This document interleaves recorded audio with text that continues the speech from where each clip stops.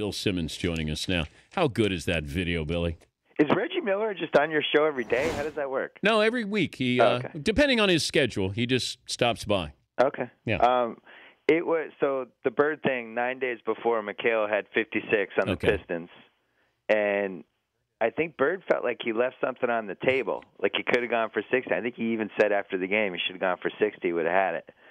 And 9 days later, they're in New Orleans against Atlanta, a team that he always killed. And I think I was 15. I remember watching. I had a TV in my bedroom that year, and I used to pretend to go to sleep and then turn on the TV and just watch the Celtic games in mute. And he just got hot. He just started torching him. And this isn't like now where it's, the Klay Thompson, Steph Curry, Damian Lillard era where somebody can just start making 25-footers and you're like, wow, heat check. Like this kind of stuff didn't happen in the mid-'80s. People weren't using the three-point line like that, and they weren't shooting from 20 to 27 feet that way. Everybody was trying to pound the ball down low and get layups and post-ups. And he just started making crazy shots. And the best part about it was the Hawks' reactions on the bench, which nobody had ever seen a bench do that before for another team's guy. I think they were cheering for him at one point, Bill. Yeah, they kind of were. Well, he made the two iconic shots from the game. He made that one in the right corner where he just basically he had his back to Dominique from like 22 feet and just kind of jumped in the air and did a 180 jump shot and just drained it, and all the Hawks jumped up. And then he made the three-pointer, which somehow didn't count, but feels like it should have, where he was like, 28 feet away, got shoved out of bounds, went in, and all the Hawks jumped up and ran toward the runway. Was Fratello the coach then? Yes, and I actually had him on a podcast a few years ago, and I think he's still upset about the guys on the bench. I think that was like probably for all the NBA coaches who have ever coached, probably the worst moment in NBA coach history. Can Bird be underrated? Yes.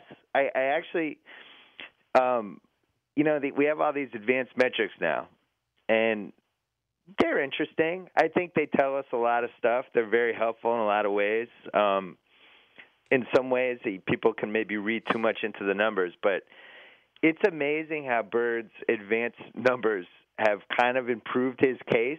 I don't think his case needed to be improved. He's one of the best 5 players ever by any calculation. But you look at, like, he was putting up 50, 40, 90 seasons.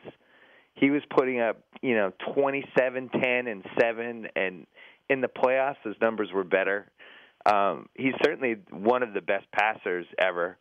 I think he's one of the best heat check guys ever. He was a great inside-outside guy. He would have actually been much better off in this era, I think, because, back then they were playing him a lot at small forward. They were playing him with McHale and Parrish. And really, you think, like, in this day and age with the way people use the three-point line, I think he would have been an amazing power forward, like modern-day power forward.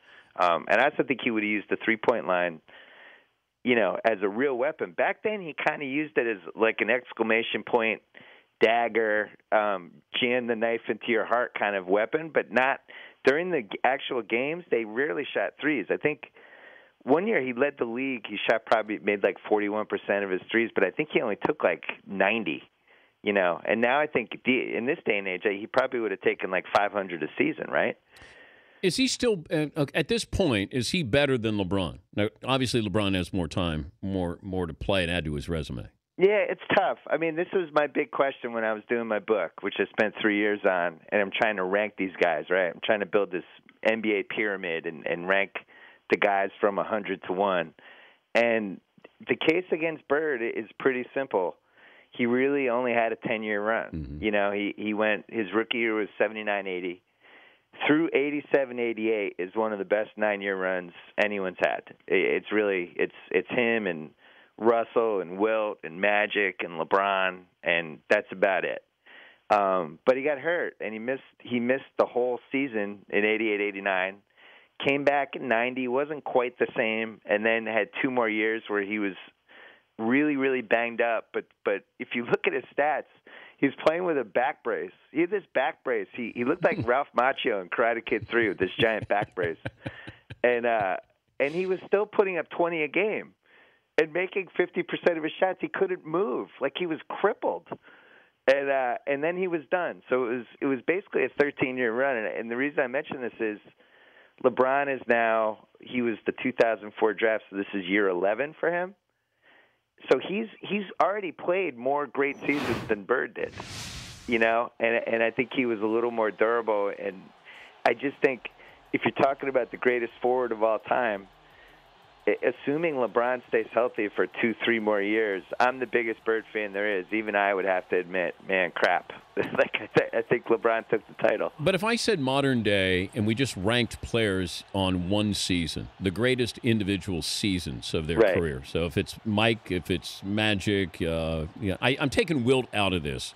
Oscar Robertson, I guess, a triple-double. But where would you rank? What would be your top 5 on just individual seasons of all time? Individual seasons. That's interesting. I would tweak it and make it 3-year runs or 4-year runs. Which is, I'm writing this column for tomorrow about. I'm doing the last part of my trade value column, which is like the top 10 basically, and talking about kind of the greatest runs, 3-year runs or 4-year runs that guys have had. And Bird's run from 84 to 87 is as good as anything that's ever happened. He won 3 straight MVPs. And then his 87 season was actually better than any of the 3 MVP seasons, and he did not win the MVP because that was the year Magic, put it all together as a scorer. But you look at like the iconic 3-year, 4-year runs, it's Bird for that run. It's Magic from 87 to 90. I think he won 3 MVPs. Jordan's 2 Bull title runs, I think, have to be on there. You're talking about Kobe from 2008 to 2010. LeBron definitely from 2012 to 2014, incredible. So it's a short list. It's really tough to rank. I think what was more impactful. It's almost more like it's almost like the SNL 5-Timers Club. You just kind of want to get on the list.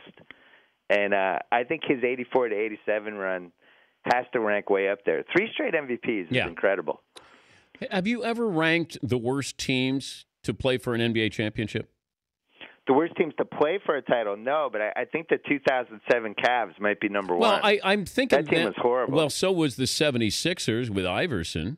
Yeah, that was not a great team. Yeah, I would love for you to rank the worst teams that played for a title. Well, this stuff comes in waves, right? I think if you look at from 2000 to 2007, basically, the league didn't have that much talent in it.